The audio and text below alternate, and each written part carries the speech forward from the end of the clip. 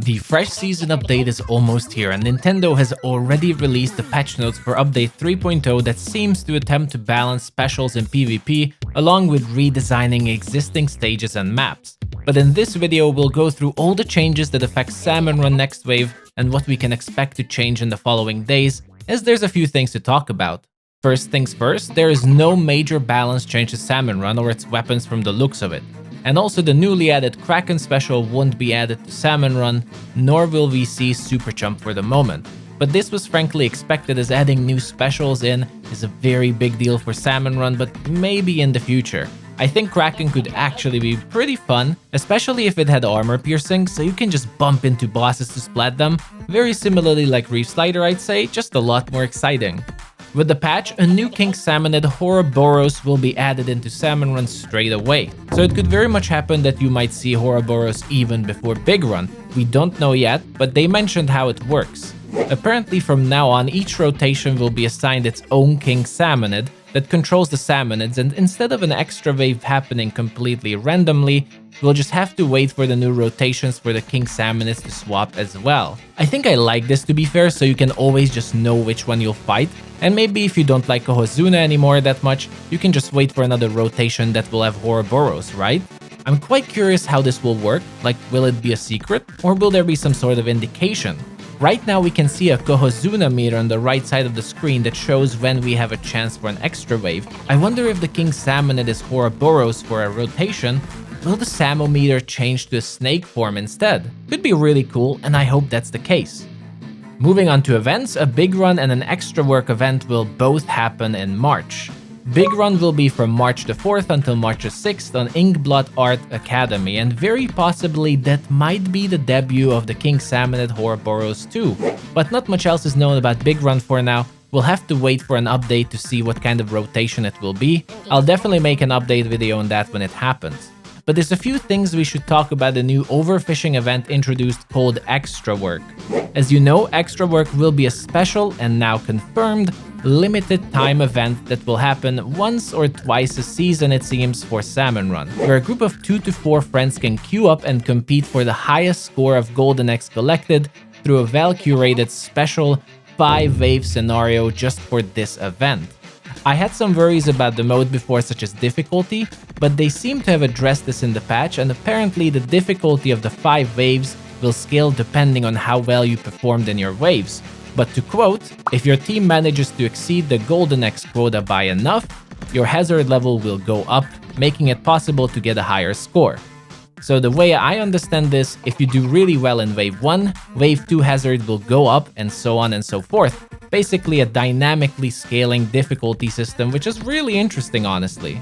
Also, as I briefly mentioned earlier, sadly they confirmed that Extra Work is indeed for groups only. So you need to queue up with others in order to participate, but the good news is that it will work with the brand new pool system, so as long as you're in the same pool with others, they can join you. Our community will also have a pool if you want to join us that I will probably announce with the next Salmon Run during the season. But until then, I recommend joining our Discord server that you can find in the description of this video.